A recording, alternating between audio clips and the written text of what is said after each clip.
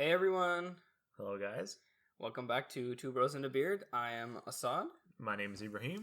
and today, actually, I just realized, Huh. should I say my name the way I want it said, or should I just say it the way people hear it?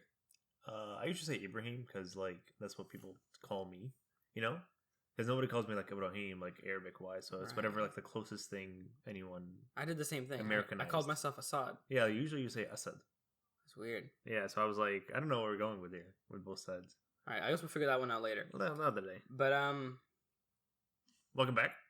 so for this episode, I just kind of wanted to bring up a topic real quick that kind of inspired it. Was Ibrahim, if you kind of remember, a couple days ago when we were hanging out with our friends. Yeah. And we all got into an elevator to go down to the bottom floor of the parking garage. And so me and Ibrahim talked about this, I think maybe on the podcast, or maybe No, I don't think so. No. before we planned it a day. This was a while ago when we planned it. And it was like, we were talking about like people being awkward. Yeah. And part of that thing was I was talking about the study where like back home or like in more non-westernized countries, like they don't give a crap where you look in the elevator. Like they'll look everywhere. But in American countries, people get uncomfortable if you don't look in the socially correct direction of the elevator, wherever Which is like the door. Yeah, it's like the Or, like, average the of where middle. everyone's looking, which is usually the door Yeah. or like the center. Yeah. And so me and Ibrahim were in this elevator, and we kind of just looked away from each other. Like he and I just like I looked nodded. at you and I was looking at you let's see what all I said I think was let's see what happens, and you and the friends were confused, and I was like the elevator thing, and you go, oh right, and then you turn around and we both like faced away from the elevator, and then just as we faced did that, the walls or something. I just straight up looked like I was like planked up against the wall. Yeah. And it was really funny because as soon as that happened, a couple walked in. Yeah. I think it was like 2 dudes and then 1 girl or something, or maybe Yeah, I think it was like 3 two dudes. Yeah, it was like 2 adults, And they were so uncomfortable. they're like, what? I could hear them breathing so loud, and like, you know how when people look at their phones or whatever, right? I could see in like the reflection of the handlebar, and then I just asked Ibrahim later, like they were like looking around, they were like shuffling, and it was just so weird. One of the dads, I think it was a dad or whatever, like one of the older men in there, he was when you walk into the elevator, we were on the right side, they were on the left side automatically somehow, but one of the dads was on the left side, and he was holding the rail like behind him and like looking down towards like the middle of the floor, and I was like, he feels awkward, he feels uncomfortable. Yeah, and I thought that was just a beautiful way to illustrate the point that we're pretty awkward as a species, man. Like, we don't like stuff. Humans feel awkwardness in the randomest situations. Yeah, if that makes sense. there was actually there was a short film that I blocked out, and the whole short film, it'll cover some of the topics actually that we're going to talk about later, but it was supposed to be just a fully awkward short film. It's like more than cringe. Like when you watch it, it'll just make you super, super uncomfortable. Oh, I know what you're talking about. Yeah, yeah. But then unfortunately, that whole project was saved on my school Google Drive account. So it's deleted. And then that whole Google Drive account got wiped to being less than a picobyte. So now it's gone. But that would have been a banging short film if I actually finished it. If you actually finished it. But along those lines, basically just talking about awkwardness and stuff. Something that I noticed a long time ago, something that I talk about with a lot of people. I sat down with one of my friends, her cousin, who I'm friends with, is a behavioral therapist. So I was like asking her some questions about like, is this like normal human behavior? But that was us in like junior year. We were all suddenly, human behavioralists. Yeah. Because we all had like projects with like psychology and the human brain and understanding humans. Me, Ibrahim, and then a couple of our friends all chose very similar projects relating to psychology. So we all... No, I think mine was the weirdest. Weird or not, mine was the weirdest. Mine was talking about demons, the scientific and the religious differences in exorcisms. Mm-hmm. Yours was actually psychological. Mine was just like, I want to watch a bunch of horror movies in class and call it research. You still learned a lot about people with schizophrenia and other mental disorders. It was psychology. And I remember asking anatomy. our teachers like, "Hey, can I watch this movie in class? It's for research." And I think it was like The Conjuring or something. I don't remember what I watched. Dude, they're like, big yeah, go homework. for it. Big homework. They're like, yeah, go for it. It's considered research, and then if needed to be, you can just use this as a source. And I'm like, for sure, bro. But part of that combo with the behavioral therapist, it's something that really makes me mad. Is like looking at people in the eyes. I don't know if it's just because I'm older now, so I'm actually paying attention. And before I was just following social convention. It's just so hard. It's just looking so hard. people in the eyes. Yeah, like when I'm in a conversation with someone, right, and we're talking, I don't know where to look. So like my default is like they have eyes, I have eyes. Look at the eyes. Yeah, look at the eyes.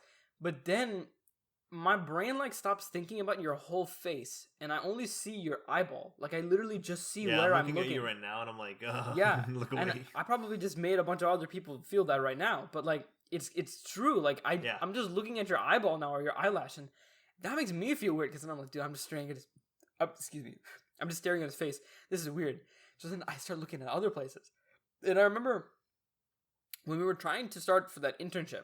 I was just about to bring that up. They told us about the triangle, right? The triangle on the face with the eyes and the chin and the nose and the eye. You look somewhere there because it looks like then you're looking into their eyes or something like that. And that you're like giving them attention or whatever. or like look at like their back earlobe. It doesn't work. It doesn't work for me. It doesn't always work. It's so weird. Like I feel so meta about the fact that I'm doing it that I'm like, wait a second, nah, this is not right. Something's weird here.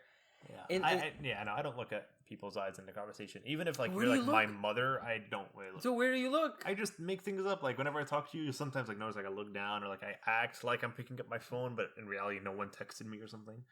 See, when I was talking with that girl, she said, yeah, like people naturally will. It's like it's not natural to just look at beam someone in the eyeballs like all convo. Like people will make up random things to do, like look, to the side or like blink or like pick up the pen, face, scratch their face, whatever. Things like that. And I was like, yeah, but if you can't do any of that anymore, or rather, like, you've done it enough, where do you look? Like, how do you undo this meta feeling in your brain that you're aware of the fact that you're staring at someone? I guess you just don't. You don't. I don't know how you would stop that or fix that. It's really annoying to me because it impacts all my conversations because then you can, like, the person listening to me can tell when I've started focusing.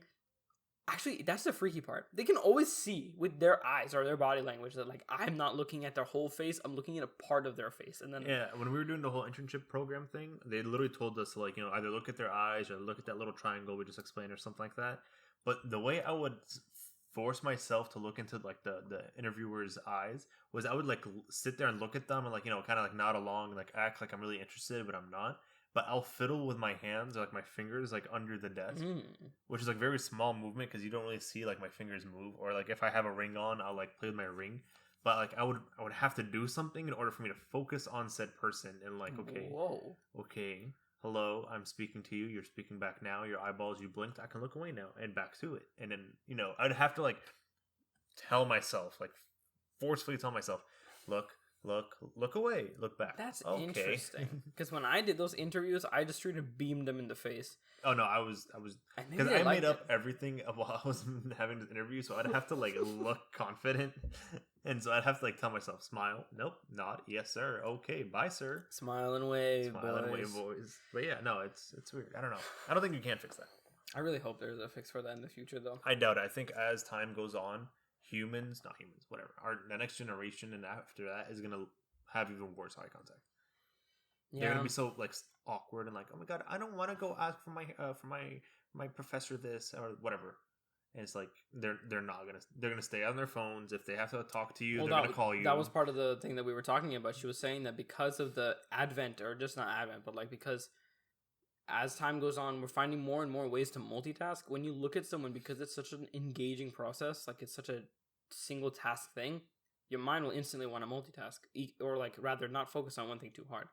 But then you'll want to look at other stuff or like touch the thing. Here's my question, or like my food for thought. You know how sometimes, okay, so it's weird for us to like look each other in the eyes.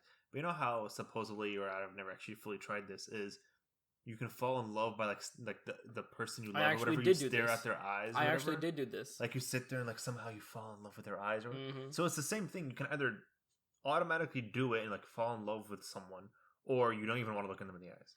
I actually did that exact thing. You know with what I my mean? girlfriend. Like she sat down one day with me and she was like, "Let's do it." And so we did. We did the 4 minutes of eye contact. Oh god! And it was so like.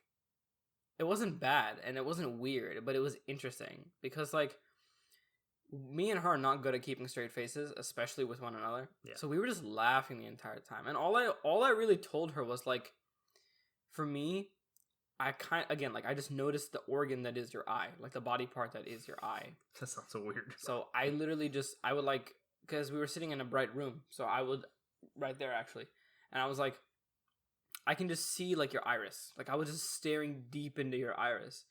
So when I said like when I was feeling emotional, I was like, I told her that I was feeling like lost in like the pools of your eyes, like they were so God.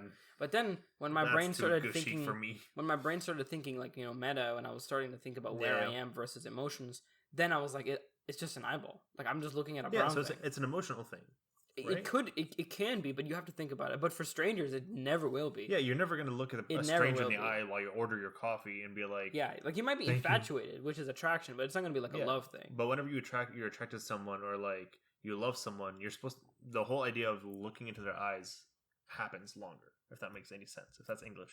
I think because part of that is when you're in a relationship with someone, you're a lot more comfortable to just not try. You don't have to do as much of the super social stuff. Yeah, you're like, oh my god, I really love you. I can look into your eyes all day, and oh my god, the blue in them shines like the ocean, type of thing. Well, I would not lie if I would not be lying if I said that I didn't say that. But okay, I feel like you wrote a whole poem in your diary that night. You're like, oh my god, my girlfriend's eyes. I have to write about it. Oh man, if only. But if only.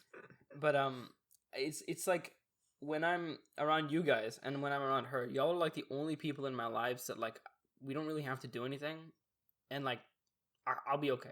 You hear that, chat? You hear that? I'm good. But I'm like such a meta analytical, like I'm super introspective. If it's anybody else and there's like dead air, like that's a big thing on podcasts, right? Dead air. Yeah. If there's dead air at all, I get so panicked because I feel it's my responsibility to like to fill that, contribute, to fill it.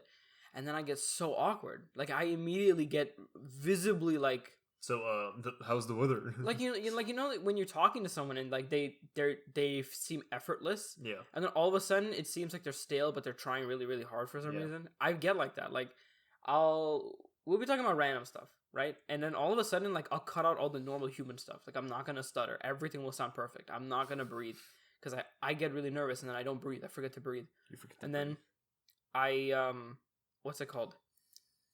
I basically talk in a way where I'm asking like informative questions, Yeah, I've seen you switch into like a smart man. Like instead of being like, "What's up? How are you doing?" Right? I'll be like, "What did you do last night?" Yeah, you become Have more. Have you eaten dinner today? It's like the mom questions. Formal. Yeah, and those are like. You can still ask them. It's not that they're bad, but like if you do them in a stale way, it really feels stale. Like it really feels like someone's literally just asking about your life. What did you do at 12 a.m.? What about 1 a.m.? 2 p.m.? Oh, interesting. 3 p.m. must have been fun for you. Like it's like literally trying to make conversation out of scraps. Yeah. But that eye contact thing is where it all starts. It all starts with me just trying to figure out where to look at someone's face, and then it just trickles away. Honestly, I like now that I'm thinking back, like weird conversations, like. I'd be having a conversation with you or anyone in our friends. I actually remember, like, the other day we were at Chipotle and we were sitting outside, and I was just kind of sitting there, like, I was having a conversation. It was actually a very interesting conversation. I was very interested in it, but I was just not looking at the person's face, or like I wasn't even looking at said person. I was kind of just looking around, like answering the question, like, yeah, no, that book would actually be very interesting if it ended like this. Is that a blue car with like that's lifted? Interesting. Anyway, but the way that book, that type of thing, I don't know if I actually look at people whenever I speak. Oh, I mean, you can especially try not in the eyes, but like, I don't know. You can try it right now. I'm trying to talk to you right now with you. And now that we're talking about it, it feels so weird. I know. Like I'm looking at a wall right now, guys. Yeah, every now and then while I'm looking at you. It feels wrong. Like I feel weird. But then if I look at Ibrahim, I'm like, which eye? Do I look at his nostril? Do I look at his I'm looking at you, but every like 2 seconds I look at the wall and I come back, so it's like a rebound, like I'm refreshing. But I hate having to do that on purpose. Like it's so much brain energy. Can we just speak on like just close your eyes and just speak, Well, that's actually something the Netflix show Sex Ed. Oh yeah. They talked about, but it's just a general concept where like if you have an issue with like talking to people directly, just turn around or like close your eyes so that you don't feel like people are looking at I always you. I always use it on Thomas. Whenever he's like telling me like tea or like how he feels and stuff like that about like life. I'm like, Thomas, honestly, stand up or like turn around in your chair. Just don't even look at me. Because for some reason, whenever he talks to me and like he's looking at me, he's trying to like get something out, he like freezes, and I'm like, bro, turn around. Yeah, or just like write it down or like something. That. Yeah. But then a lot of my friends are also like, I know that if I jump in, it's gonna be like getting like pulled down into a very very deep pool. Yeah. So I like want to get comfy. So I'm like, just give me a second. Let me like lay down. Let me just get ready for this, and then get my ear ready, and then I'm like, all right, hit me with what you need.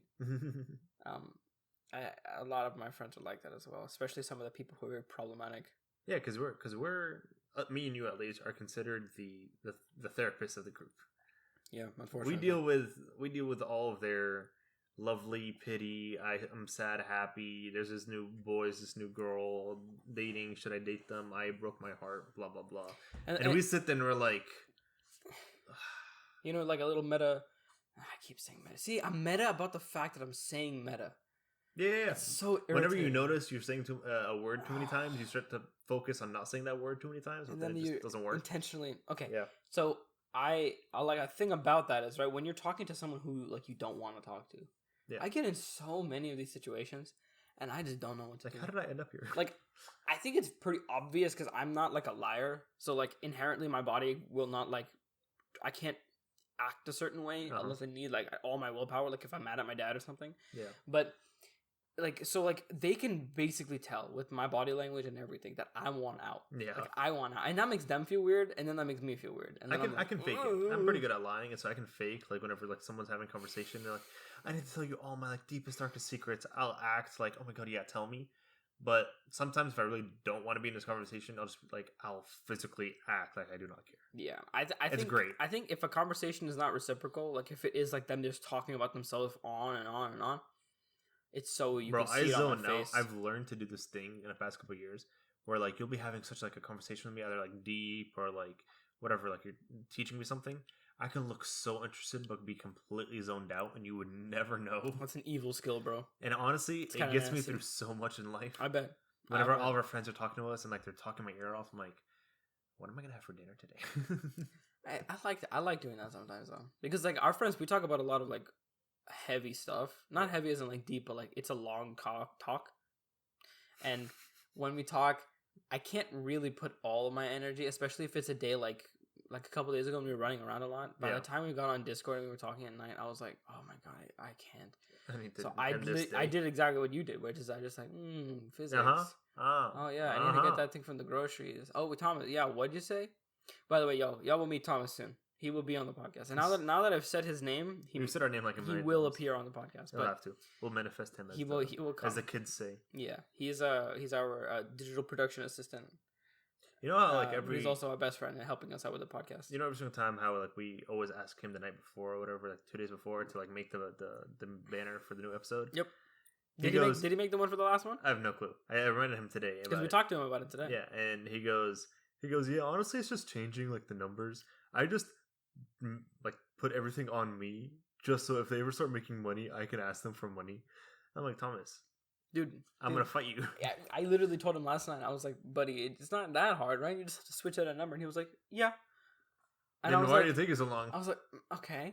See, the thing is, Thomas has what's called employer I'm forgetting the word. Basically, when you have a thing that makes you valuable as an asset. Oh yeah, okay. Right, because he bought Procreate and he's good at digital art. But okay, if but this I is just changing a number. if I bought Procreate, then I'd have the ability to transfer all these files and do all this stuff in the PNG I literally format. like even like Tristan today was like, why don't you just give them the template or whatever, the template, and just let them do the numbers. Dude. And he just goes, so I can have a little bit of valuable to me. Yeah, but what he's doing is also very smart. He's leveraging his assets. Yeah, to make sure that he has some sort of value. But he also takes way too long to answer back, so his leverage is slowly slipping. He's also asleep a lot. Yeah, he woke up today at 5 p.m. Unfortunately, I also woke up at 5 p.m., but it was because a nap. It wasn't like you had class. No, he literally woke up at 5 p.m. But along those lines of like the staring is another thought. We just cussed out Thomas. We're like, let's go back to awkwardness. Man, listen. This is peer pressure to get him on the podcast. He's probably not going to hear this. He knows way too much about us. He doesn't listen to our podcast. Part of that, the staring at people thing is I also find it very difficult. Maybe I'm just. I think I talked about this with Thomas, but like I feel like I'm just a very socially, like, beta. I'm a social beta. I'm a IRL alpha, but I'm a social beta because like what I'm going to describe, right? When I pretend I'm looking at a pillar, right? There's nothing going on over there. And then like if somebody walks in front of my view and they look like they can be looking at me, and then I might accidentally make some sort of eye contact with them or just look at them in general, I get so afraid, and then I just look down or like I look away really quickly, and it's really hard because when you're walking, like I do this all the time when we try to go to school. Like I'm trying to walk, right? I'm coming up to the door. I need to see the door handle, but there's people in front of me, so I look down. I usually just look at like my target. If my target's a door handle, I just look at my door handle. You know, I'll look back at my phone, finish my text, and I look back at the door handle. I don't usually look up at the person in front of me. That's one of my issues. I realized whenever people talk to me, like they're handing me the check or like a restaurant or whatever, I don't always look at them when I take it, for example.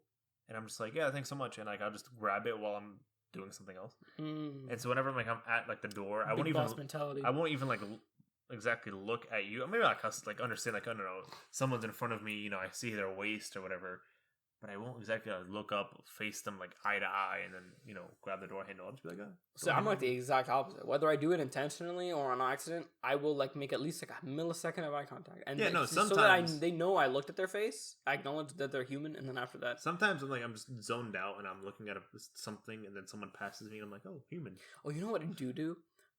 Whenever I like same kind of restaurant situation, if the waiter comes up and they're like, "Yeah, is everything good?" and they're like, you know, trying to check up on you, if they do it too many times, I won't look at them. I also just be like, okay. Yeah, nah, it's good. I'll be like, no, yeah, everything's fine.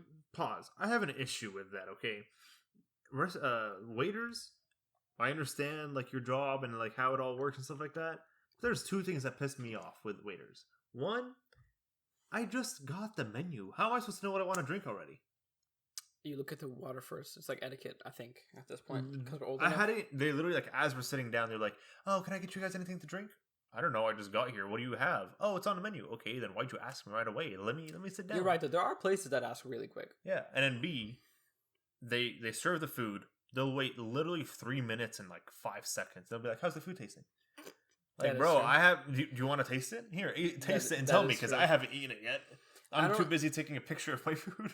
I never understand, because I'm not the type... Oh, this is like a whole... I guess this is part of social awkwardness, I guess. But I can talk about this for hours. I'm not confrontational, especially... Like, my parents had to, like, really make me, like, order stuff or, like, talk to cashiers and stuff. Me too sometimes. So, whenever they ask me, is everything tasting good? The primary function of that question is if something's bad, right? Yeah, if something's wrong, you know, let me know. Because even if it's bad, I'll never say it. My answer is always, it's good. Yeah. So then I feel really annoyed because I'm like, I'm always going to say it's good. So why do you ask me? Like, I don't want to be asked. Have you ever seen those like TikToks or like memes or whatever? They're like, Gen Z will fight the world and ask for same gender, blah, blah, blah, but they'll never tell the barber that their haircut's wrong. Bro, that's me, low-key. That's pretty accurate, bro. That does seem like I got a haircut a little while ago, and I was like, oh, she messed up. I've never done that either. My mom is always I'll just grow it out. That's fine. My mom is always the one, and I'm pretty sure your parents too, because like they're like the ethnically vivacious people. Like they're the threatening, scary ones. Drive all the way back and get them to fix it. Yeah, I think like, you know, sometimes I'll like the entire time my hair is getting cut, I'll be like, I know something is wrong right now. I should say something. I'll think about it. I'm like predicting and what's wrong. I'll think about it the entire time, and then by the time I'm done and the hair's already cut, I'll be like, oh my gosh, it was so great. Thank you so much for your services. Sometimes and I'll just walk out and I'll be like, I hate my hair. Sometimes I'll be like, oh, you know, maybe I should ask them to fix this, and I'll ask them to be like, oh, you know, can you just fix that right there? And like, oh yeah, sure, honey, just let me know. And they're so nice about it. Yeah, they're all really nice about it. But I'm like, I should have not asked that. And I'm so rude now. I'm a horrible person. Yeah, you actually are. You're a terrible person. You and Stalin in the same group chat. No, I'm in the same group chat. Hitler's in there. He's actually the admin. Oh no. Yeah, checkmate, little man. But like, all those awkward situations, everyone just sits quiet, and I'm like, I understand. But like, remember what you were saying about like looking up at the door or whatever. Like, what happens for me is, like for example, I was walking through the hallway, right? Yeah. And I was like perfectly level, like my back was straight, so I was 100% looking at my natural eye line, which is natural. Like you're just looking straight. Yeah. I was looking towards my destination, which is to walk down the hallway, and people obviously are coming from the other parts of the hall and meeting my eye level. And so I can't look straight. I can't, especially being the average height, right? I can't look straight. I literally just look down. I have to look down or look away or like look at my phone. That's another thing. Phones are such an easy excuse to divert your gaze. So that's why even when I'm in conversation where I don't want to look at someone, I'll whip my phone out and just look at random crap I'll look at apps I never even touched. Bro, whenever you're talking to our physics professor and I don't have a question for her, my phone's suddenly in my hand and I'm suddenly texting someone that I don't really care about. Yeah, I think social awkwardness is the reason I actually keep up with a lot of my social media. Is because I just need Like, something to check. I haven't checked Twitter today. You know, while my professor's talking, I'm gonna check Twitter. That's the best time to check old social media. Yeah, it's yeah. I don't know. For me, at least, like sometimes I used to have the same issue. Like I don't want to walk and see people and like lock eyes with people. So I've told myself, be the shark, be the shark, be the shark. And if I see, like, if I lock eyes with you, I just won't care. Be like, oh, okay, and I just keep walking and I just walk on. Dude, I wish I could. You gotta be the shark, bro. You gotta be a man. You gotta be like, ah. I wish I could do that, but gosh, it's so hard. You just gotta be a shark, bro. I just imagine. I guess it's because also that this comes from like you care way less about what people think than I do. True. But like I really worry. So like when people look at me, I'm like, oh my god, I really don't want them to think that I'm a creep. Or when I'm walking, I'm like, I'm a shark, bro. I don't really care. It's locked eyes with a pretty girl. Oh, blah blah blah. And then someone turns their corner as soon as I'm turning the corner. Like we kind of meet and almost bump into each other, bro. That sharkiness is out, bro. I messed up. I'm like, so sorry, sir. Go ahead, sir. No, go ahead. No, you please go ahead. I love those moments. They're so funny because they're like the perfect movie trope. Yeah. So every time they happen, I'm just always like, yo, wouldn't this be funny if like you dropped your books, and then we made eye contact when you look for your book, and then I touch your hand, and I hold hands and I look up and we somehow lock eyes and we're like, oh. But then again, you can't lock eyes with her because you're too afraid to lock eyes with her. Exactly. It's a very, very circular problem. Yeah, it's like, and that, like I was saying, if I ever like bump into a person, I will not look at them in the eye. I'm like, oh, I'm so sorry. Go ahead. You still won't look at them in the eye? I don't even look at them in the eye. I kind of look at like their chest or something, like not on purpose, but I'm somehow like my eyes don't really always go up, and I'm always telling myself look up and be like, oh, I'm so sorry, instead of oh, I'm so sorry. In that situation, I definitely would force myself to like look in their eyes because at least I want them to know that I know that I hit you or something. Like, oh, my bad, sorry. But there's also like those times where you're gliding through the hallway, and like you like breeze past someone and you see just as they escape past your periphery, like they turned and looked. No one looks at me like that. Dude, all the time it happens to me. Like I'm walking through the hallway. So are you a pretty girl? No, not by any stretch of the imagination. But I think it's because when I was in middle school, but also now, like I'll weave through the hallway pretty aggressively. Like I'll like cut between people, and I'll walk at a pretty brisk pace. I think this one you're on yourself. You're on your own for this one. Well, when I do that, people look back, right? And I'm always worried about like if they think I'm like weird or something, because technically I'm just walking. All I'm doing is walking with intent versus like they're usually with people. If you're they're walking slow, and people are walking slow, you're the weird one. It's automatic. But like I'm just doing me, man. I'm just vibing. Sucks. I'm just walking. It's automatic. Society sucks, dude. It does. That's why there's so many issues with society. Well, that's one of the reasons, but there's many. Everyone many has awkwardness and societal norms, and we break it, and so we're weird. That's the whole witch trials. You literally just read a book about this, the Salem witch trials. Yes, if you were not, I totally read that book. I totally read that book. If you are not a normal person and you're acting against norms, then you are considered a witch, and they will burn you. Yep, that is true. Yeah. There's like an actual like syndrome name for that now. It's like the witch syndrome or something. That's weird. It's cool because I just say it to people all the time, and they're like, "Whoa, you witch!" Whoa, it's much funnier to be called a witch than it is to be called like a weirdo. A weirdo. Yeah. I think weirdo now is just like a whatever word. If you get called a witch, you're like, that's kind of weird though. How is it that like certain people when they stand up and do like things that are like against the norm, they get praised, and then most other people just get weirded out and then just socially suppressed? Because I'll ask you the same. I'll ask you another question then. I'll answer the question or a statement, whichever one it is. When you Google something on Google, what comes up? Things that you looked up for. So if you're looking for an incorrect answer, you're gonna find the incorrect answer because everyone else provides an incorrect answer. So it's weird. If you're an anti-vaxxer, you're gonna Google anti-vax things. Anti-vax things will pop up.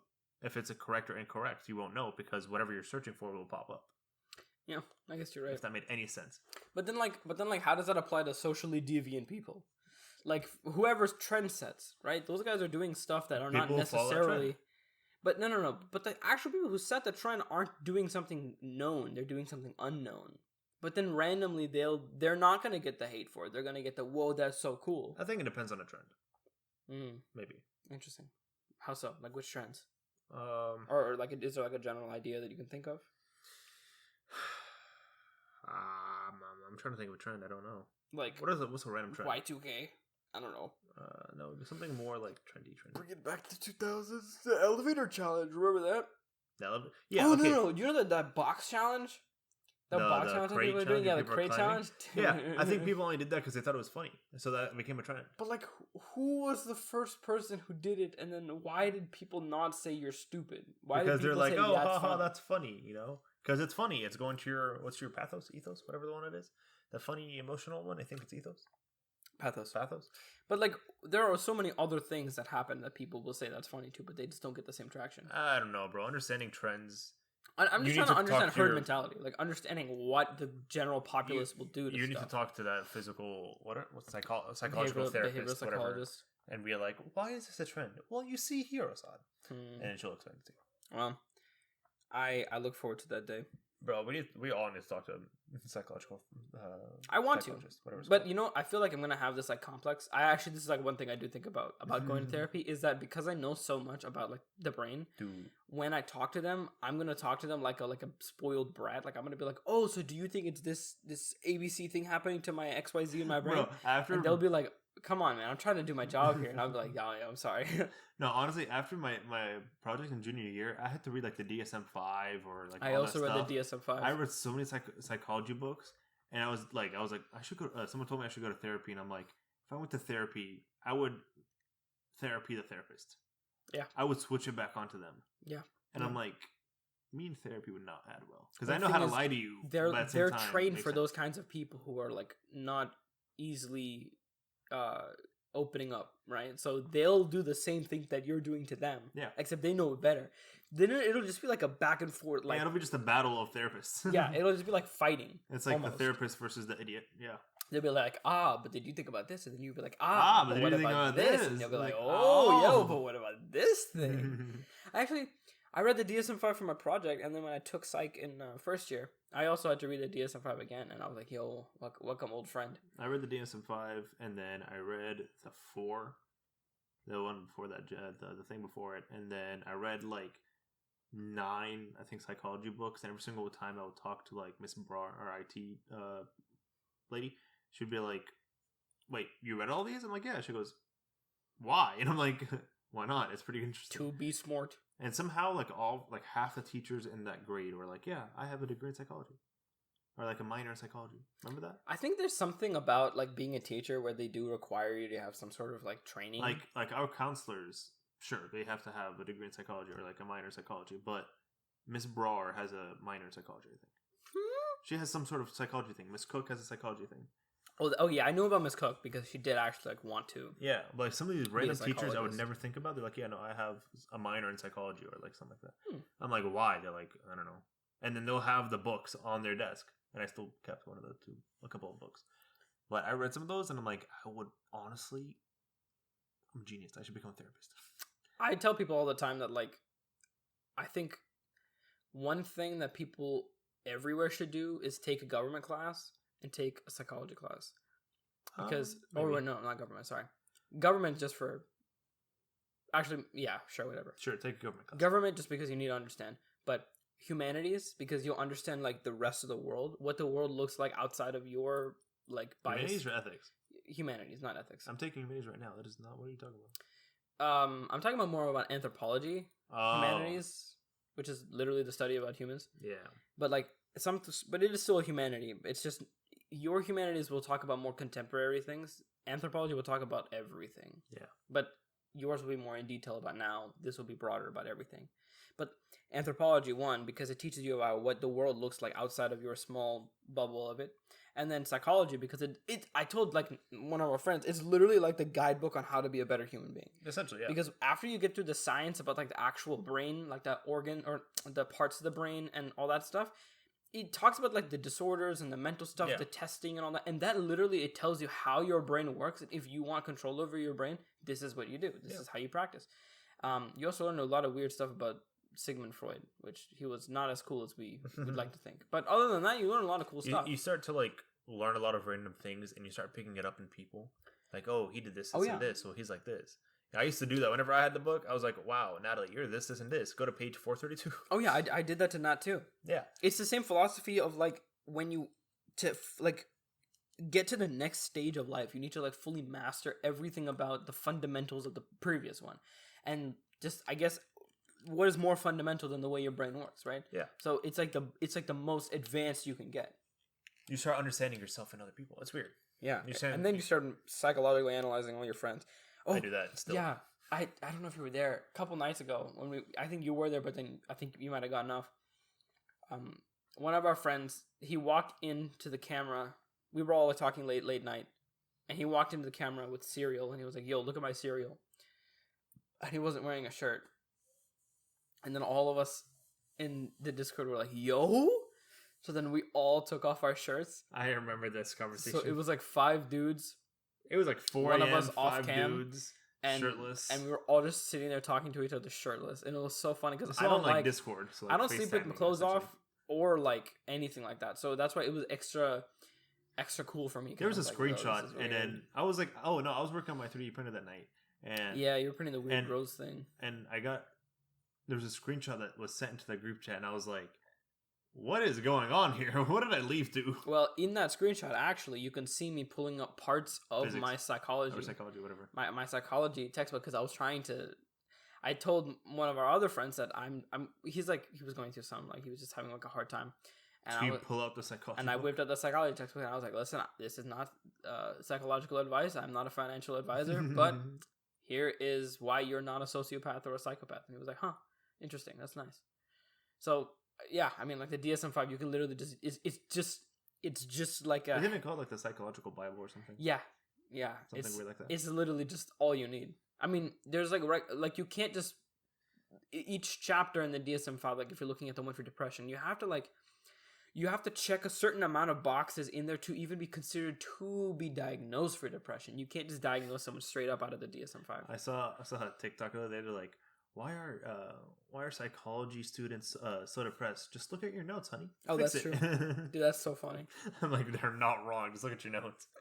But like along those lines, back to like what I was talking about with the eyes thing. What are like I don't know how to phrase social. Oh yeah, social pressure.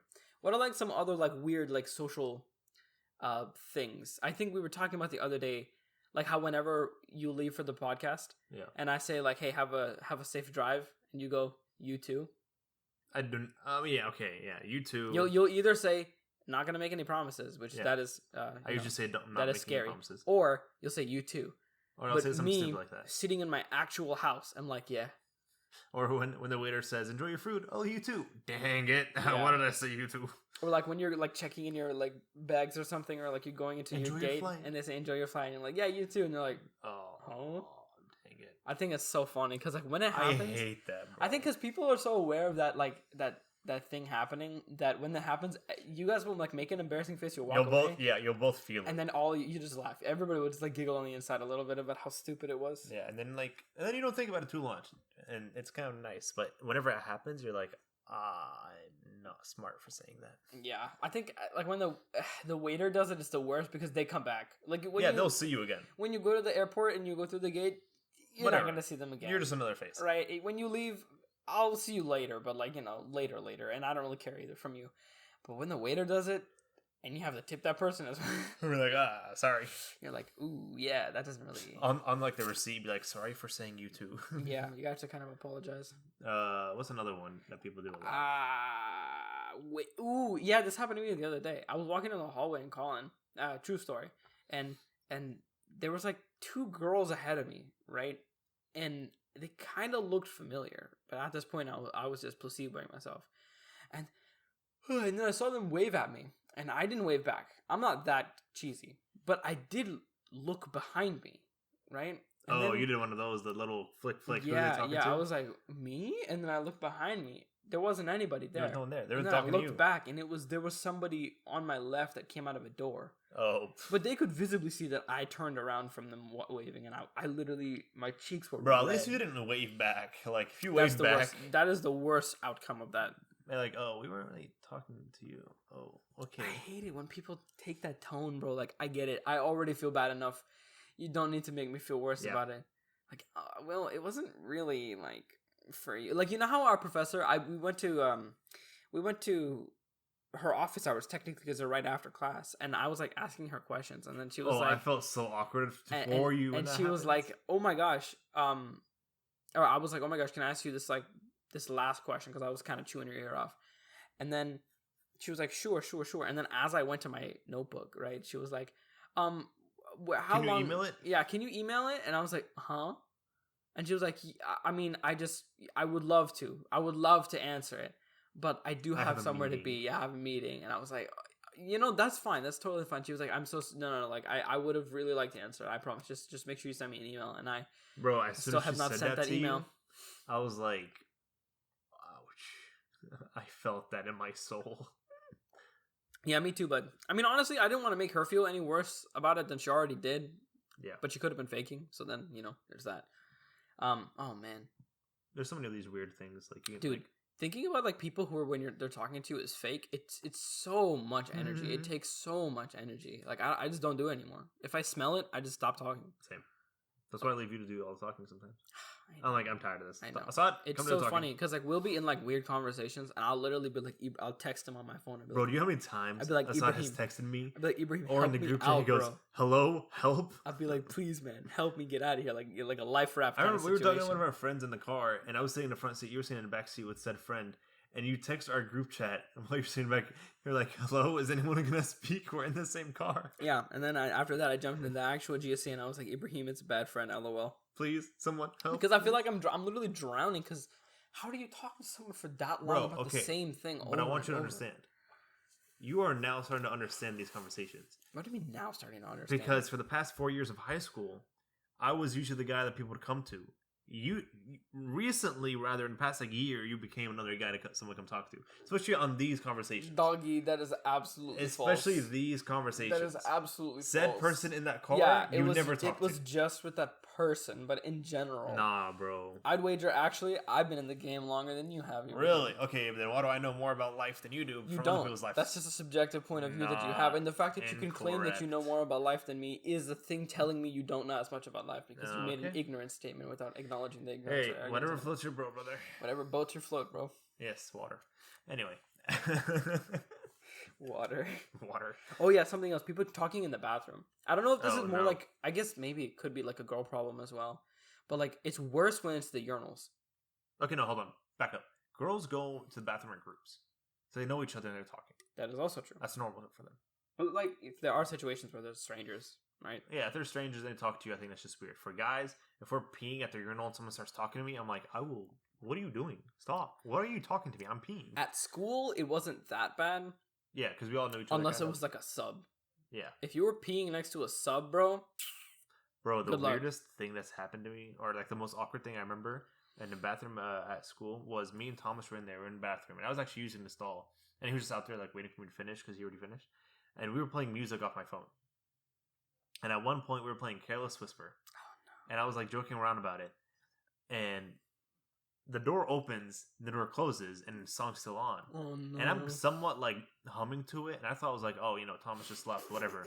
Turns out, some sub or some parent, I don't know who it was, I think it was during robotics, some parent walks into the bathroom and starts using the bathroom, the urinal.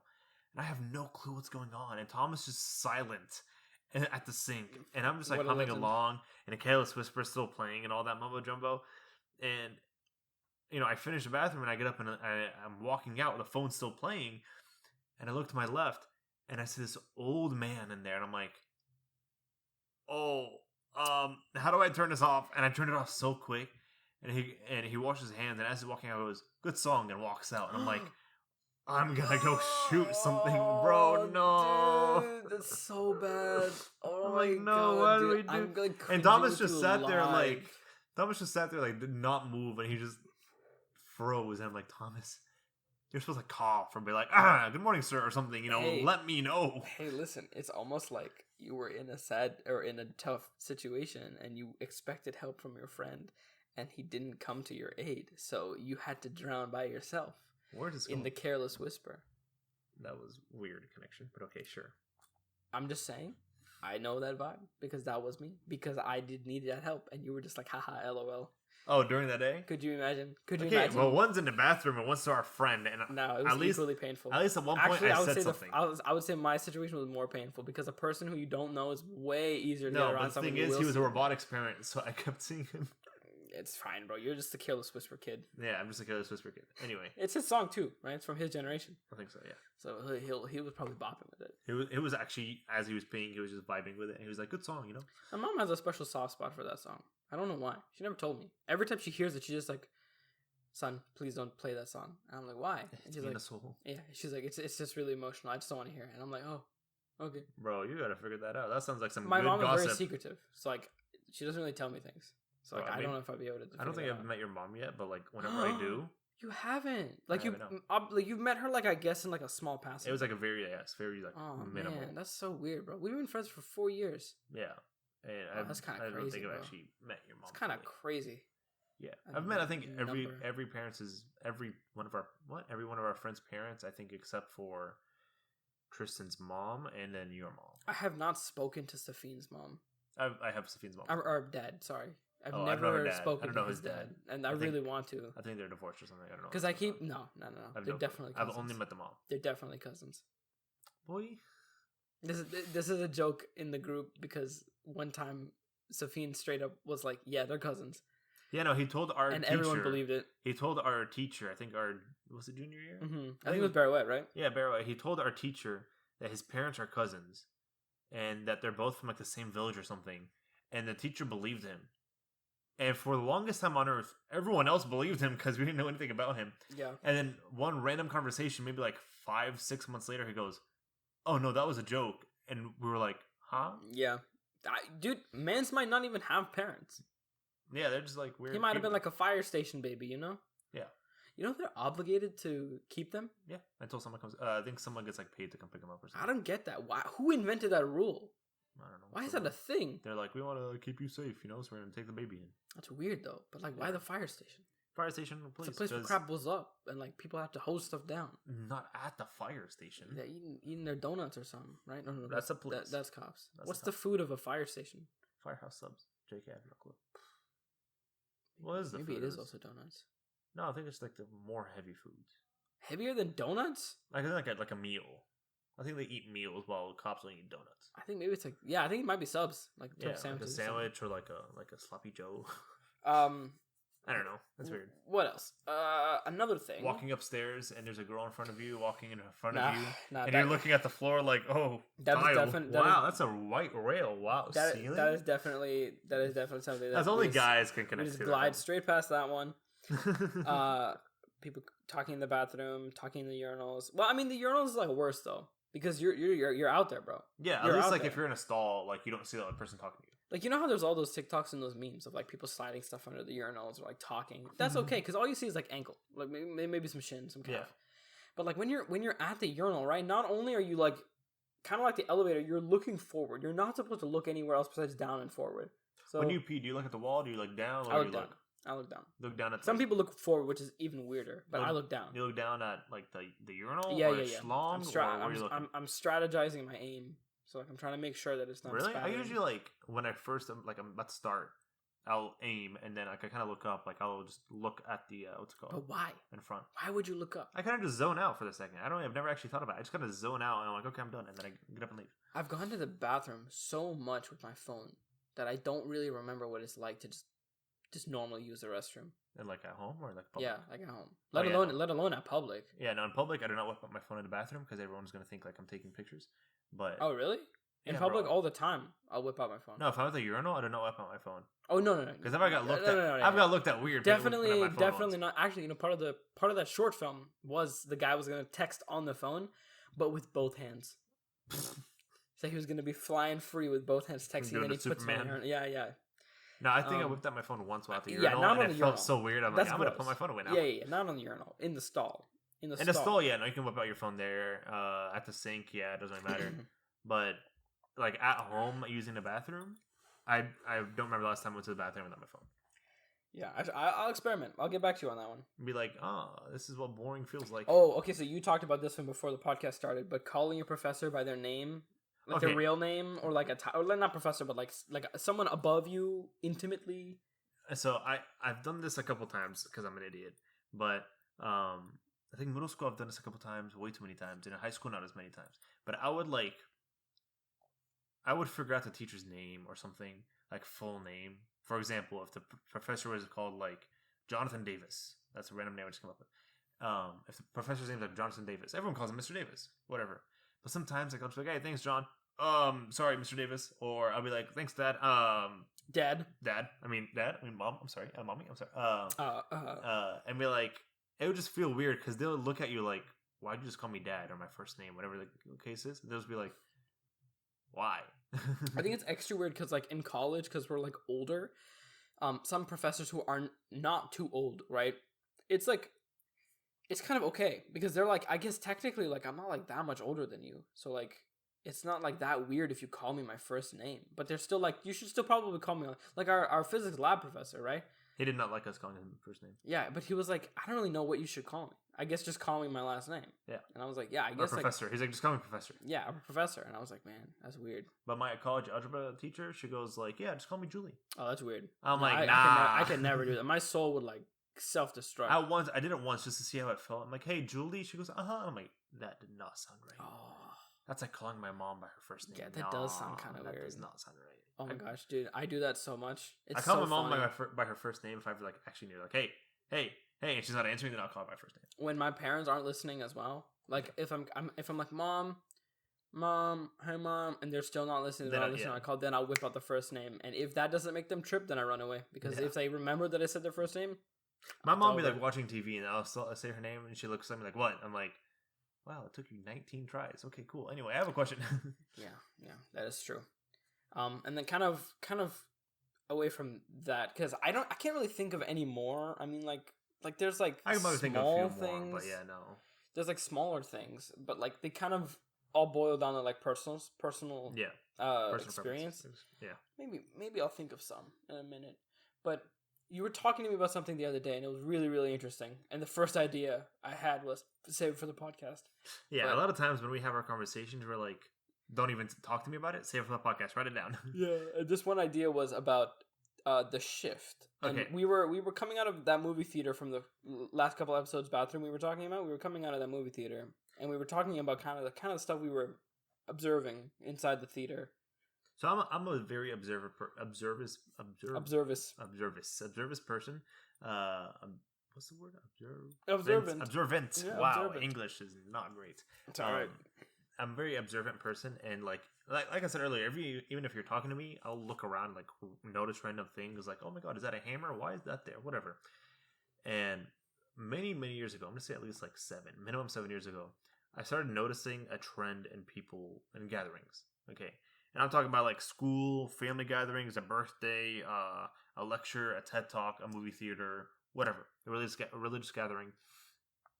I noticed that at a certain point in said lecture, let's just say, everyone does what I call a shift. Okay, the shift essentially is scratching your hair, fixing your leg, putting your right leg over your left, whatever, like moving somehow. But everyone does it at the same exact time. And it's not like, and shift, and everyone shifts. It's just an, like... Everybody do the flop. It's like an unconscious, everyone somehow times it perfectly. They shift at the same time. And so at the movie, I noticed it. Like, it was kind of like halfway through the movie. We were watching Edge of Tomorrow or something like that with Tom Cruise. Edge of Tomorrow. Yeah, or whatever it's called. And that's when, like, Tom Cruise, spoiler alert, slowly figures out that he has this power type of thing. And I noticed, rewind and all that. like, I fixed my, like, I had my right leg on my left leg kind of crossed. And I fixed my right leg. You fixed your arm. The guy next to me kind of, like, sat up a little bit. And the guy in front of me, like, scratched. I noticed, like, there's a lot of, like, same shifts. And I've noticed that a lot of different places. I was watching a TED Talk the other day, and I noticed people shift. And it is the weirdest thing on earth. And you don't think about it. And I told my brother about this. He goes, you're tripping. And then he comes back from school one day. He goes, I think you're right. I'm like, yeah. Everyone shifts. I think, like, I never had a name for it. I never really understood it. But then when you clarified it with the context, I was like, oh my gosh. No, that totally makes sense. Because me as a person, I'm very, like, I wouldn't say fidgety, but I would say, like, I do like moving around, especially if it's, like, really bad chairs. I do, like, stretch and I move my legs around. And I know personally, I do them at specific points. Like I don't want people thinking. Again, I think a lot about what other people think. So I don't like doing them at just any random point. I like doing it at certain points where it makes sense. So like for example, in between cuts, right, in between the scene change of a movie, then or like if the character is like, all right, John, this is it, and then it goes dun dun dun dun, dun, dun right in between the music change, right when the vibe changes, and that's when I'll fix adjust. your thing. Yeah, you'll shift. And I don't know what's happened. Like after the movie, there was the little discussion panel thing, and I noticed that like people, even the people presenting would do it sometimes. Oh, I didn't even notice with those guys. I was looking at more of the students. Because I remember the far left side, from our left side, there was a girl, a guy, right?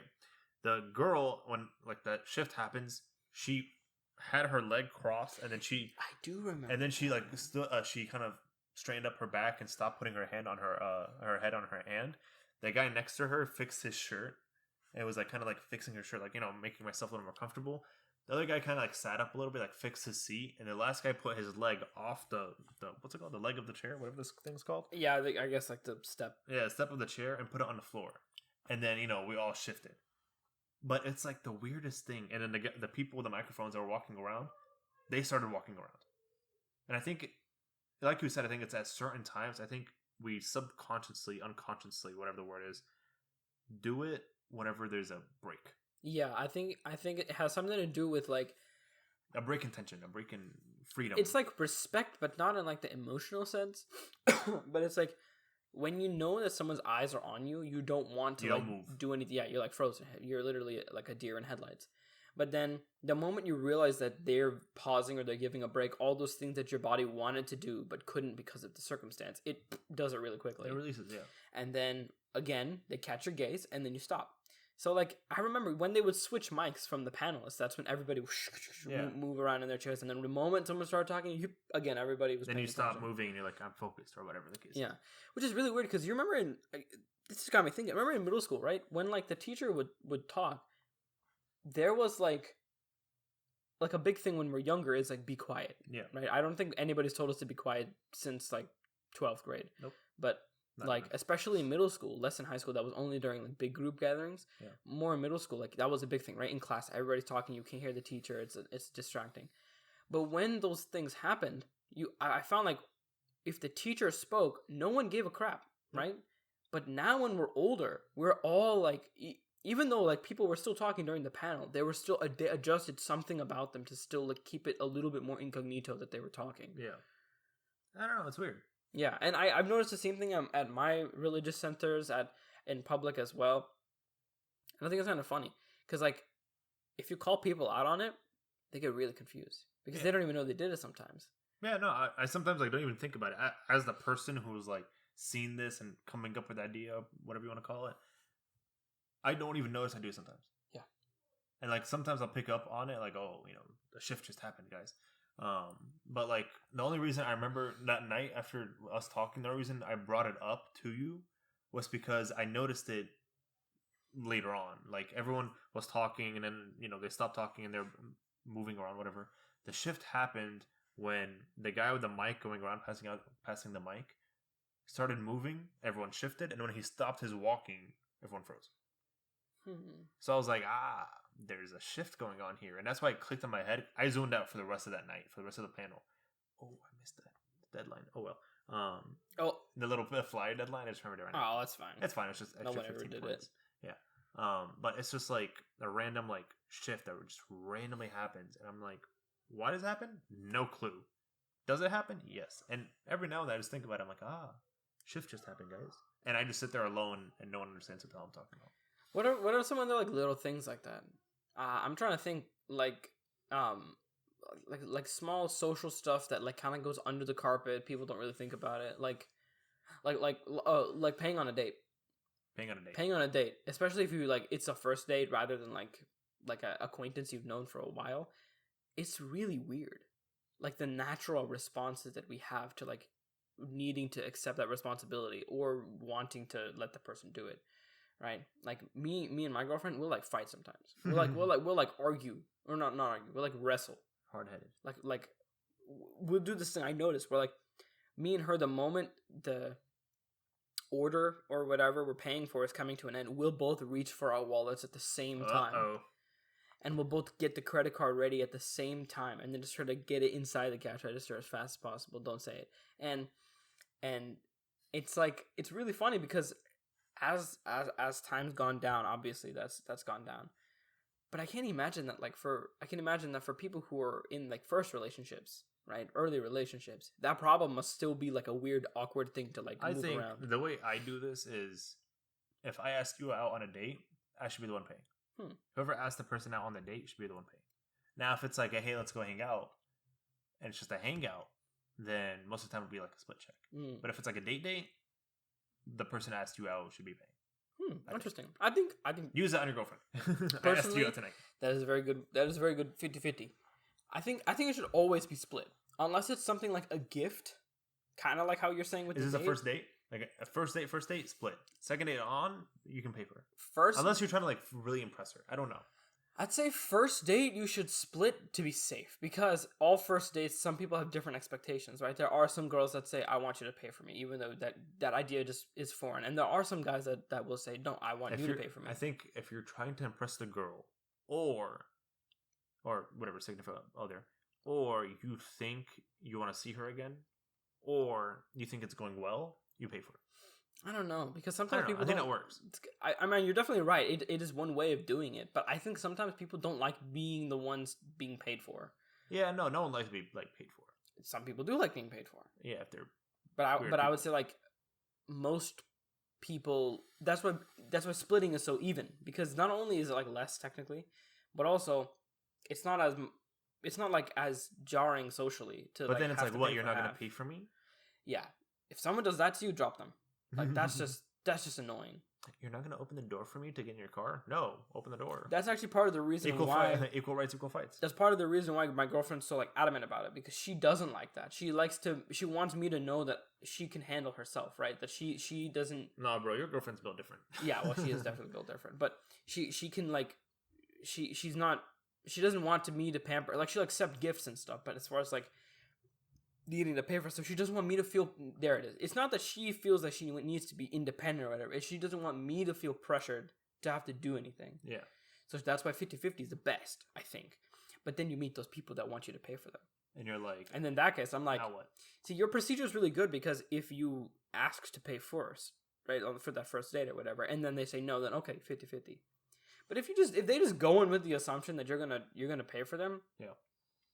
Now, I don't know how I feel about that. All of this talk flies out when you're like Arab or Desi or anything. Yeah. There's a lot of, especially with families, there's a lot of like other rules. Like my family and your family go out, bro, there's gonna be an argument.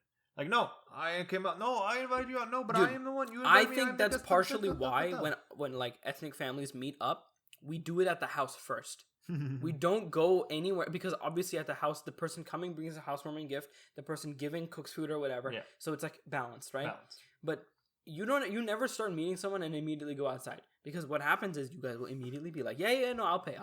No, I'll pay. Even my dad, who's been friends with people for like 7, 8, 9 decades, right? Or 7, 8, 9 years or decades, right? Will like fight with them. I remember my aunt from California. I went to get Whataburger for one of the days, and she was trying to pay, and my mom, literally before we left the house, she goes, make sure she doesn't pay. You know, she's a guest. My dad's done that too. Bro, he's just slid me a 20 underneath, and he's like, make sure it doesn't happen. And I'm like, sure. You don't understand that, the process for me to get her to stop. It was me, my aunt, my sister and my brother, I think went, right? And her son.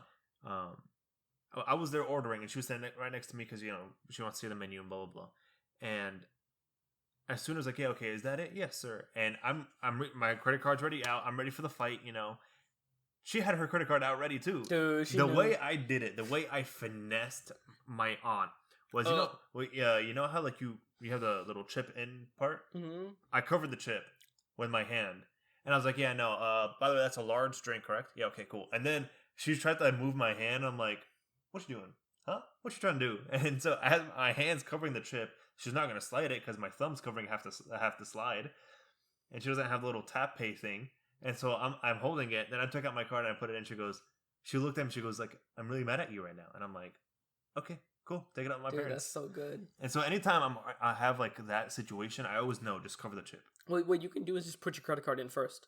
Yeah, or because the moment they charge it, it'll just unless like she's big brain enough to like take out the card, put it in my card. That would be so alpha if she just rips it out. She's like, no. Or there's sometimes like the waiters or like the cashiers. Like, I was doing, I always used to do this at Lowe's whenever like someone was like arguing with me, arguing with their family member, like, no, I'll pay, no, honey, I'll pay, or their friends, like, no, I'll pay.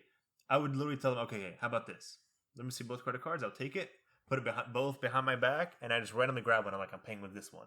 And then, leave the argument for after if they want to Venmo each other or not. And I was like, I'm paying with this one. That is also a very good system. I've had that before. Like, I think we went to a restaurant and she goes, oh, there's 5 people trying to pay. And I'm like, okay, just choose a card. I would put it in one hand, just choose a card, close your eyes, pick one, and then she'll take it. So then, how do you feel about something like double dipping? Bro, which is like a mutual social interaction where you like the consequences affect everybody. Most and people they're usually do not friends. Double dip. That's a social awkward thing. Because I remember it was like in elementary school, it was like if you double dipped, you're like the weirdest person on Everybody earth. You're would not look allowed. at you and be like, get out of my party. Are you trying to die? And you're like, no. The way I learned to double dip from a young age is if it's like a fry, for example, I dip one side, whatever, I eat. Then I have a bit in part. Then I have the back. I'll flip it and then dip it again. That way, like nothing touched anything. Exactly. That's the rule. Now, if it's like a chip and you can't exactly do that, I hope your friends like you. There was one plate, like I think, someone's birthday, we went to like a main event or like a pin stack or something. Yeah. And we were eating nachos and stuff, and I was like, dude, this is like annoyingly difficult not to, especially because of the way the finicky chips were. Yeah. And I was like, I kind of just gotta. So then sometimes you just have to double dip. And whenever they look at you weird, be like, I had to double dip. But then when you do it, you're the alpha. And so some people, whenever someone double dips, they won't double dip. They won't dip again. Yeah. So then it's all yours. Yeah. And you're like, I am shark. You put your claim. Shark bait. Hoo ha ha. You put your claim on the sauce. Yeah. It's yours now. So you just gotta be the shark, And then I guess further on from that, what else could it be like? Something else. Oh, asking people for help. That one is more like a ego pride thing, but it's still really like embedded in like social norms, I feel. Yeah. Like I don't really I'm even like when it comes to like education, like I will like hesitate to ask my professor questions. I will hesitate to like go out of my way to like I feel like what's the word? Not discourage, but like impede like you know how intrude and impose. I don't want to impose anything on them. Oh yeah, right. Like I don't want to feel like I'm like taking time away from them or like doing anything. So it's really awkward when I do ask for help because they can very much tell that I don't want to do what I'm doing. Do you sometimes notice in class I'll look over to you and be like, yo, does this make sense? Yeah. Or like, are you sure there's supposed to be a negative there? And then you'll ask. Oh, there are also there are points where like I can tell that the professor didn't answer the question of the students. So then I ask a question that's obviously sounds a little stupid, but it's to make her answer it in a way that clarifies what they wanted. Yeah, and I used to always do that in like Calc 1, for example. Someone would ask the question, and I'd be like, and they would not get the full answer. I'd be like, oh no, what she means is this, this, and this, and this. And they'll be like, oh, then yeah, in that case, yeah. And like I'll try to like elaborate more, but it's always so awkward trying to like, if you don't answer or you don't speak up again for that person, they'll just sit there like, what? Yeah, sometimes I wonder if they even catch what I did. Yeah, no, it's weird. But like, especially there are certain moments where I look to my right and I just see you like rocking in your chair like hysterically, and I'm like, "Are you okay, bro? Are you good? Like, are you like did something crack in your brain?" Yes, physics. Physics is stupid, bro.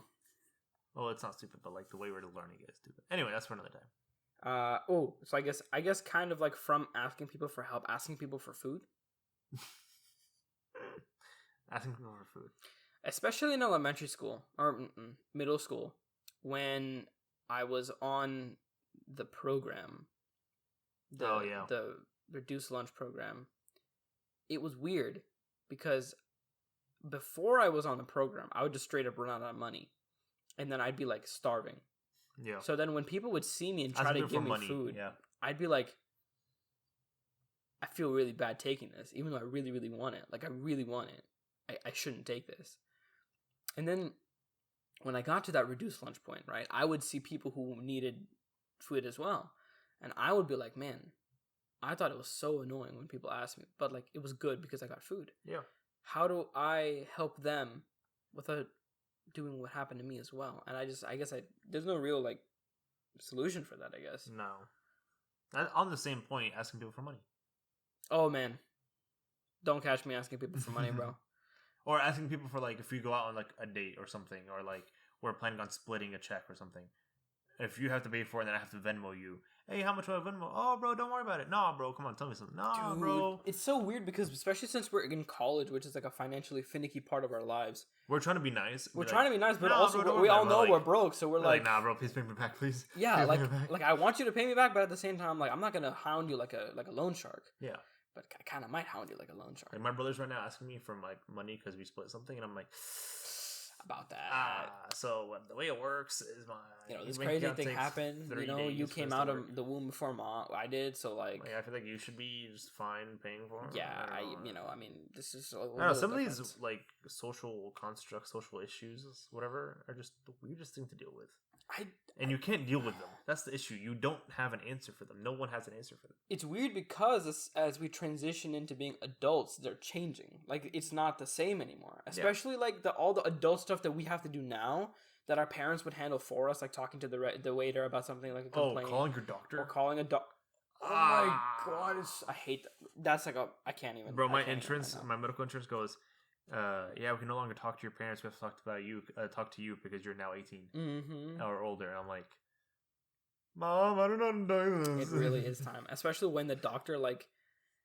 What happened to me when I went was like my doctor didn't actually tell me everything. He told my dad all this stuff, and I couldn't tell my doctor. I'm like, yo, why aren't you telling me? I'm the patient. I'm the adult right now. Or when they're asking you questions like, do you have any of this medical issues in your history or medical history or whatever? And I'm like, I don't know. Blood pressure? I don't know, bro. Does my mom have this? Does my dad have this? My grandpa? I don't know what's going on, bro. Do I have diabetes? And like when he gave me the diagnosis and I know that he left out a part, right? I was like, so should I get physical therapy? And he was like, yeah, that's a good idea, actually. Yeah. Here's the prescription for that. And I was like, if I didn't say anything, bro, my doctor, he would have just straight up walked out of the room. My my family doctor, I guess. For the family physician. Yeah. What's it called? So I'm like, I have nose problems, like breathing problems, and he wants me to find like the ENT to work on my nose, like get a checkup or whatever. He's like, yeah, go find him, and whenever you find said person, then come back and talk to me. I'm like, isn't that your job as a family physician? Like, someone has the same insurance as me or whatever. Like, you know someone. Yeah, but like, just let me know when you find someone. Same thing with my physical therapy. Like, my doctor was just like, here's just a thing. Go look for it. And I was like, is there no, like, can you not refer me or anything? Like, yeah, no. The referral is when you find the person, I was like, what? What's your job then? You just touch my balls and leave? That's exactly what I was saying. I was like, I could have done all this by myself. It's the same thing for college. I could have done all this by myself. Yeah. Why did I pay for this? Bro, I don't talk to advisors. Like, I can figure this out by myself. I do actually kind of need advisors. Yeah, no, I definitely sometimes it's very confusing. Yeah. I'm like, why do I need this class? You're telling me I have to take ethics twice? That sounds like annoying. I would never want to do that. Ethics, bro. Twice. Yeah. Ethics might be actually I don't know. I told Nat that it would be easy, but then ethics became like ethics is super easy. I'm the one who like keeps helping her with stuff. I don't know. It's a lot of reading. Humanities right now. Then what class I'm taking is really boring. We're just talking about Antigone or whatever his name was, Antigone, and we have to write a critical essay of 1,500 words about it. And I'm like, why, bro? It's freaking humanities. I don't care enough. Yeah. Well, anyway, that's all the awkward things that I could think about. At least I don't know about you. There's a lot more. There's so many more. Probably, and we could probably complain about the rest of them as time goes on. We're gonna have another episode. I mean, I don't want to make it a part 2 necessarily, but we can definitely like sprinkle in awkward stuff. I was actually thinking about it the other day. Are we ever gonna have part 2s, or are we just gonna cut it off? I don't think that there's necessarily anything telling us not to do stuff. True. Kind of like just how the rest of the podcast is. If we want to do it, figure out how we speak. Let's figure out how we do it. How to introduce our names. Exactly. Oh, yeah. I mean, that's the weird thing about having like a manufactured intro. We can talk about that in like languages. When we talk about languages. That'll be a good day. Yeah, we can talk about languages one day and like how to speak. Yeah, I have no clue. Yeah, and how bad the language system is in America. Yeah, we'll figure it out one day. Anyway, thank y'all so much for watching, guys. I hope y'all enjoyed. Thank you. Don't be awkward. This one was definitely less depressing. It was just more weird. Yeah, we were just talking about the weird stuff. Yeah, you gotta be a shark. That's my ending note. Be a shark. Interesting. I will take that because I need that advice. Be a shark. Don't be a beta. Yeah, don't be a beta. Don't be a minnow. But also, don't be an alpha male or a sigma male. If you guys exist out there, please go away. We don't want you. I'm not connected to that. Well, Anyway. good. Yeah, you still have some brain cells. I have a little bit of brain cells. Anyway, 3 more. see y'all in the next one, right? Bye. Bye.